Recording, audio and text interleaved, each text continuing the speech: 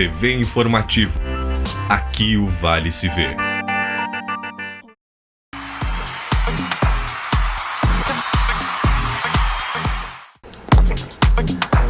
O feriadão não foi bom para quem é torcedor aqui de Lajeado. A LAF caiu da Liga Nacional, não passou a próxima fase da Liga. E o Lajadense, hein? No Dia das Crianças, levou uma goleada de 3-0 do River. Vai ter que recuperar aqui no estádio Alviazul. Daqui a pouco tem seleção brasileira. Por falar em recuperar, é dia de vitória contra a Venezuela pela eliminatórias da Copa do Mundo. É agora, no Papo de Boleiro.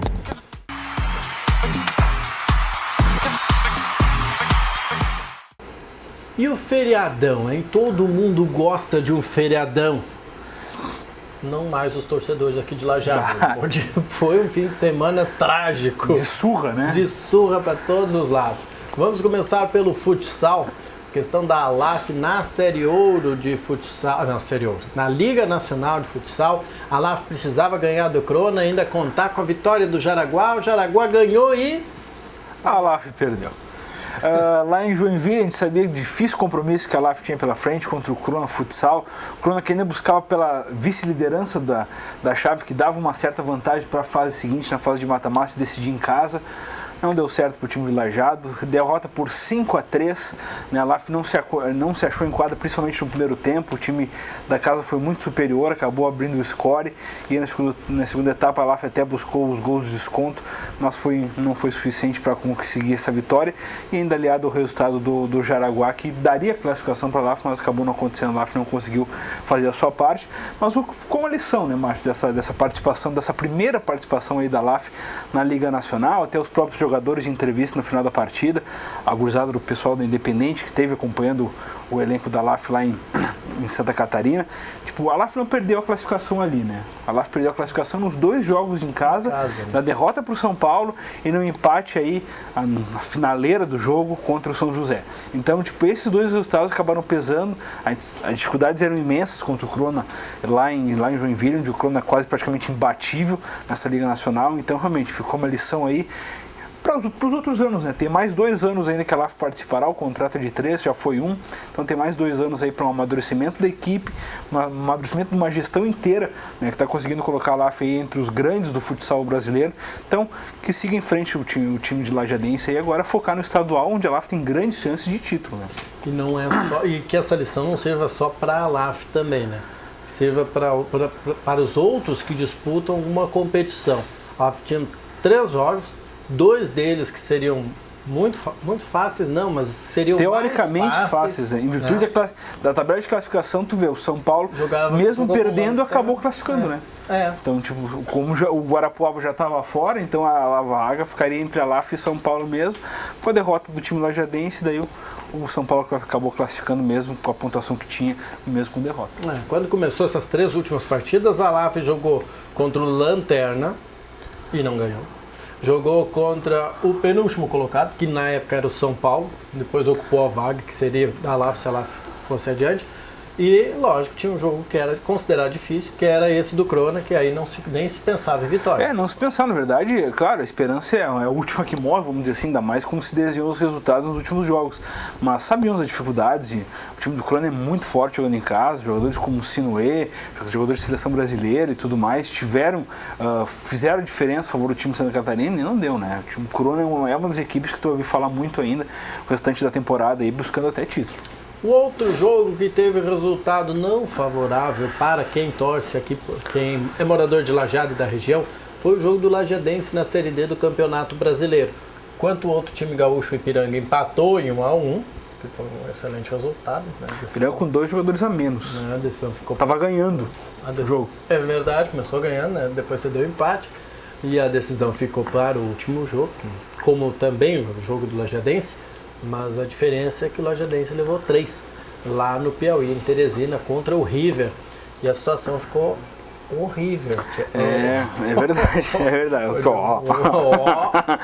É verdade, ficou bastante complicado, uma das piores atuações assim do Lajadense na temporada, né, quando precisava de repente aí ter o seu brilho, de repente de time de chegada e tudo mais, a Lajadense acabou não conseguindo, tomou 3-0 lá do River, resultado barato, né, pelo primeiro tempo do Lajadense, o Lajadense não viu a cor da bola, o River foi muito superior, botou 25 mil pessoas no estádio, pressionaram o tempo inteiro e aí veio a derrota aí, 2-0 no primeiro tempo, o terceiro gol na segunda etapa, já o Lajadense batido, vamos dizer assim, tomou bola na trave, o Giovani fez grandes defesas, enfim, um jogo para esquecer aí do Lajadense, 3-0, vai ter que buscar um milagre aqui em Lajeado na partida de volta, lembrando que é na próxima segunda-feira aqui no Estádio Alviazul, 19h30, o jogo aqui em Lajeado para definir a classificação. Vai ter que lutar muito aí o Lajadense se quiser permanecer seguir vivo para a Série C aí, já que ficou bastante complicado. É não deixar o River marcar e ainda ter que marcar pelo menos 3 para ir para os pênaltis. Se o River fizer um gol, aí o Lajadense se obriga a fazer 5. Né? Daí aí ficou realmente aí amistoso, né? Bom, e aí o que é importante você saber disso? Vai depender de você, torcedor. Vai depender não, né? Mas você tem um fator muito importante lá. Tinham 25 mil pessoas no estádio do River. O Albertão, o Albertão. Teresina, lá em Piauí. É evidente que não vai ter 25 mil pessoas aqui no estádio Alviazul, porque nem cabe. Mas pelo menos 5 mil pessoas podia ter, né, João? É o jogo da vida do Lajadense, né? O jogo mais importante da história do clube do Lajadense. Então, se tu não conseguir colocar... Não é contra o Inter no Gauchão aqui, que é o jogo importante, porque tu vem aqui no estádio para ver o D'Alessandro, tu não vem para ver o jogador do Lajadense, eu ver os atletas do Inter. Né? Então, agora, como torcedor do Lajadense, tu tem que ir no estádio apoiar o clube da tua cidade, que é o cara... Porque cobrar é fácil, né? Porque não sei o quê, porque não jogou mal. Tudo bem, mas qual é o apoio que a torcida dá? Né? O Lajadense, na etapa final da Série D aí, era o último colocado em renda, chegou a botar 300 espectadores num jogo de Série D do Brasileirão, né? Então, pelo amor de Deus, a cobrança é fácil, mas na hora de apoiar mesmo, o Lajadense como é cabece? Cabece de torcida? Como é que é cadece? Eu inventei essa palavra agora. Padece. Essa palavra é boa. Vou botar muito escrever de novo essa palavra. Padece de torcedores para apoiar aí, para buscar um algo a mais, quem sabe, questão de associação e tudo mais. A gente fez uma grande campanha de sócio esse ano, conseguiu poucas adesões e agora se vier a mercê aí realmente de uma classificação quase que milagrosa, se for buscar, mas realmente falta de torcida ainda é bastante, já vem de anos aí, não é somente dessa temporada. Mas não fique pensando que é impossível, né? Ganhou de 4-0 do Central de Caruaru. Aqui o Central contra o River, né? Mas sabe, Márcia, são partidas diferentes, porque assim como foi o primeiro confronto, a gente fez 4. É a mesma coisa que o River fizesse 4 lá. Sim. Então, tu vem com uma carga emocional diferente pro jogo de volta aqui. O River vai vir com o pé no chão. Né? Apesar que o Lajadense entrou em campo lá e ganhou o jogo de novo do Central. Então é muito difícil tu tentar controlar isso aí, essa ansiedade de fazer os gols, essa busca de fazer com o relógio andando. Então a gente vai precisar ter os ânimos no chão ali, acalmar, botar a bola para correr mesmo e aí sim fazer um gol de cada vez, para daí tentar buscar o resultado, que a gente sabe que é bastante complicado, porque o River é muito melhor que o Central. Bom, mas ainda assim não é impossível. Você tem que estar. É próxima segunda-feira à noite lá no Estádio Alviazul. A gente vai falar sobre isso ainda. A questão, notícia hoje do Lajadense, a questão do Luiz Carlos Vinck, né? Você chegou a ver nas redes sociais. Sim. Tem o Luiz Carlos Vinck, parece que tem um contrato assinado aí para comandar o Veranópolis no próximo Gauchão. E a única pendência que mantém ele lajeado é a questão da participação na Série D do Brasileiro. Então, além de perder a vaga, a gente pode estar perdendo o seu grande treinador aí, campeão das principais conquistas aí do clube. A direção ainda está segurando essa informação, diz que não é verdade, que isso é só por enquanto cogitação da imprensa. Mas, né? Alguma coisa tem, né? Ninguém inventa essas coisas, né? Mas sempre tem um foguinho. Bom, isso aconteceu no fim de semana. Fim de semana prolongado, feriadão prolongado, trágico para quem é torcedor aqui de Lajeado. Mas hoje à noite tem seleção brasileira. O time do Dunga vai jogar contra a Venezuela.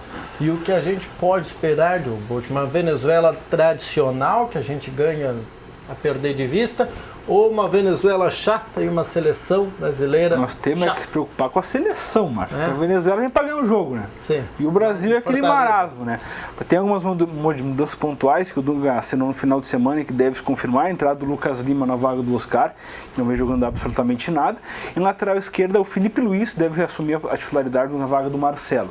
Então essas duas mudanças aí. Ainda no treinamento, o Lucas, ex-São Paulo, acabou treinando também na vaga no ataque ali. E pode ser na vaga do William, pode aparecer também, mas eu acho que essas duas aí principais, o Lucas Lima e o Felipe Luiz, devem ser de início de jogo. Eu acho que o William deve seguir como titular. O Brasil precisa se reinventar aí, precisa fazer alguma coisa diferente para buscar essa vitória que, vamos dizer assim, dramática na segunda rodada das eliminatórias, né?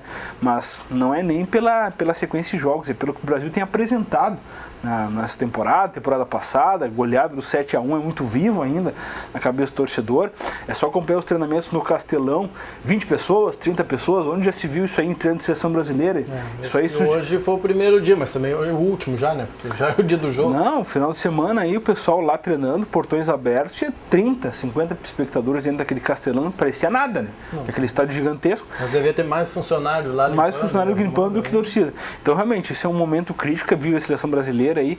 A seleção brasileira não tem mais confiança da torcida, esse que é o problema. Então, vamos ver o que consegue fazer nessa partida dessa noite. Não deve receber estádio lotado, né? Até em função do próprio Neymar, que é o maior chamarisco aí de marketing da seleção brasileira, e essa Neymar dependência que o Brasil tem há alguns anos já.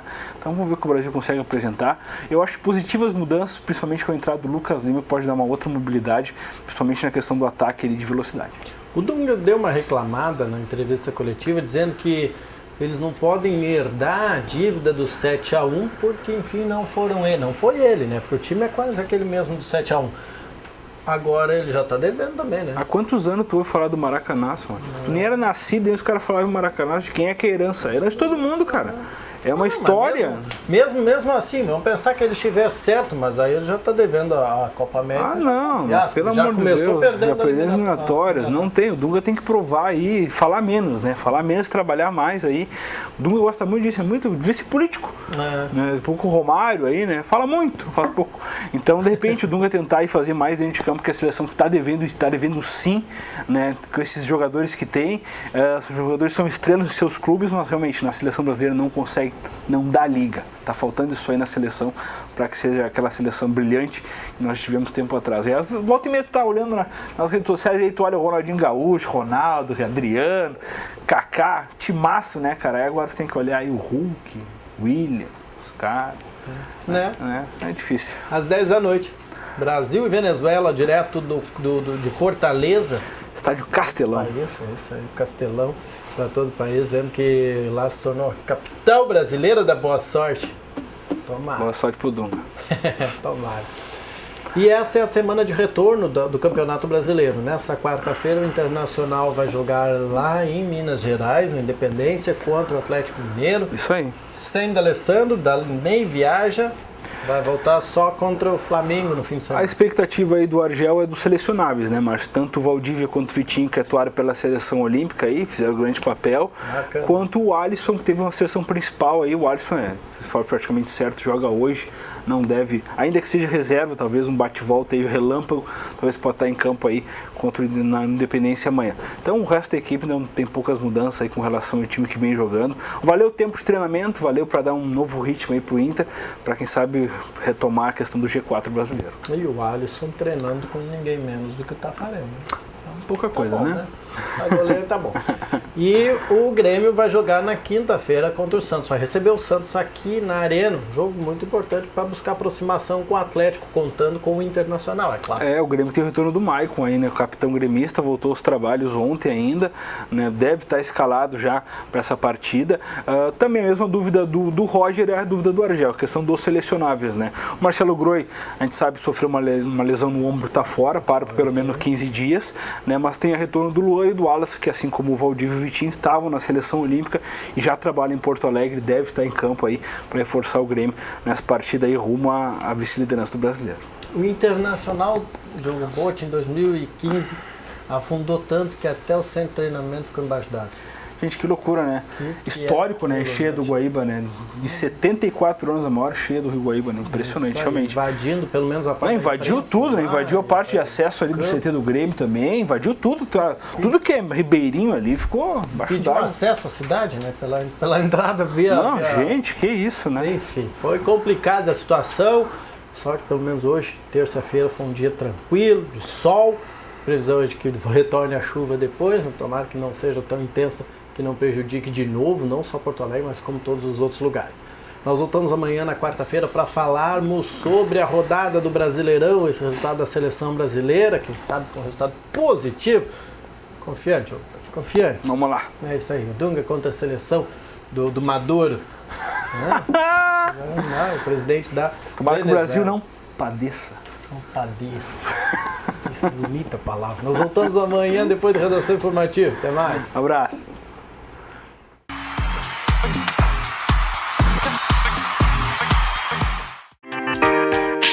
TV Informativo. Aqui o Vale se vê.